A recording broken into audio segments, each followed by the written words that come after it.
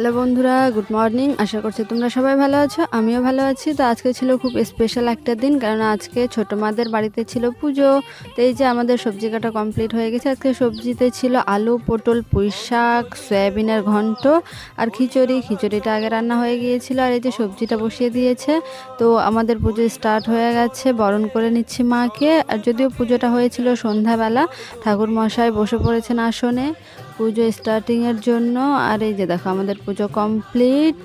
দেখো কত সুন্দর লাগছে প্রতিমার মুখটাকে দেখতে, আমার তো খুবই ভালো লেগেছিল। আর যদি এটা বেশি দূর না, আমাদের পাশের গ্রাম থেকে আত্মীয়র মধ্যে বানিয়ে দিয়েছিল, খুবই সুন্দর বানায়।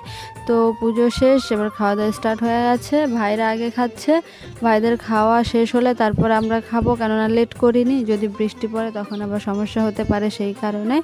তো এই যে দেখো এদের খাওয়াই হয় না, তো আমাদের খাওয়া দাওয়া হয়ে গেছে। Bye bye, good night.